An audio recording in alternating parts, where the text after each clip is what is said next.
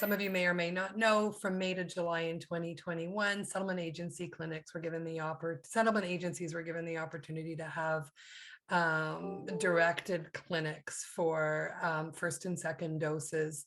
We targeted the Lassie agencies and a few other settlement agency partners where we were able to have culturally and linguistically sensitive access to vaccine clinics through the Briere Family Health Team.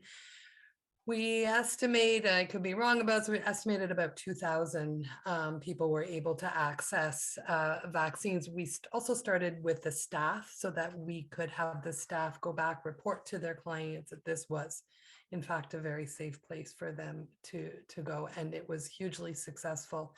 In December, we started to have the conversation again about boosters, booster clinics, as Kareem mentioned earlier. This was a little bit more of an uphill battle. We had dedicated time set aside. We had volunteers on standby. It was less successful, but we think for different reasons. Certainly Moderna versus Pfizer played a huge role in that, but we also anticipated COVID fatigue. Just people couldn't bring themselves to do this all over again. So we regrouped. We have a vaccine network that was meeting every Monday. We regrouped, and what I mostly want to share with you today is the initiative around the vaccine presentations called Ask Anything, Omicron, Vaccines, and Me.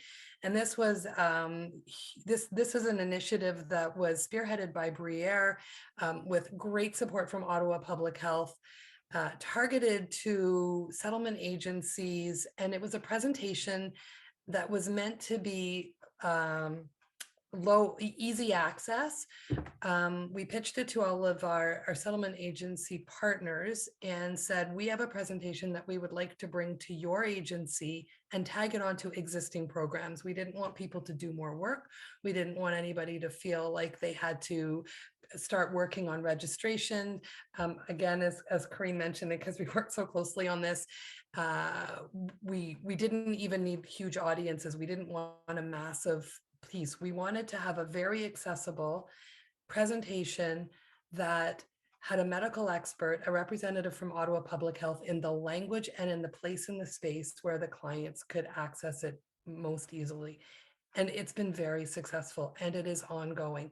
The idea, the magic of the presentation is in the chat and in the questions. The presentation itself is about 5 or 6 slides. Refugee 613 graciously participated in the translation of the slide deck for us in many of the languages, and we continue to look for other languages that it might be helpful to be offered in. Briere recruits the medical expert. Ottawa Public Health supports by providing a staff person. And the presentations can be anywhere from a half an hour to an hour. When we piloted it at JFS, we attached it onto citizenship prep classes. We've attached it onto language classes. We've attached it onto to some staff programs. And the presentation short, the audience stays on for about an hour, and most of the time is spent asking questions. Ask me anything. No barriers, no bad questions, no wrong answers. And I think we've noticed a difference. We continue to offer this. So my shout out to everybody here is that if you think you have a program, a staff cohort, or in any thoughts or ideas about where this short presentation could be helpful for the communities and the clients that you're working with, I would ask you to reach out to me, and I'll make the connection to Briere, who are the ones that are facilitating the workshops. I see this as an ongoing, it's on demand. So we need probably about a week ahead so that we can make sure that we get the right languages and the right presenters to be able to be there. But we have no end date on this. Maybe at some point we might pivot to a new topic, but I think it's been successful in helping to dispel some of the myths and to give people the opportunity to hear the answers to the questions that they may elsewhere be afraid to ask.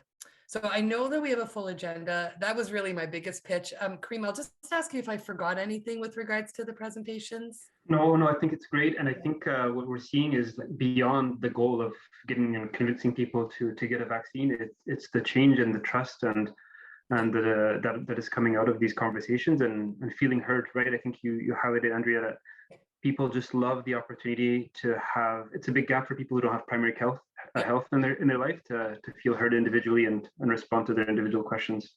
Yeah. That stood out. And we're not looking for big audiences. If you have, 5, 10, 15, 20, it really doesn't matter. We'll go out and we'll do it as much as we can. I guess the final thing that I'm just gonna to talk about quickly, and with thanks to Hindia for making the connection, we do have access in the settlement community to the rapid antigen tests through Southeast Ottawa Community Health Center.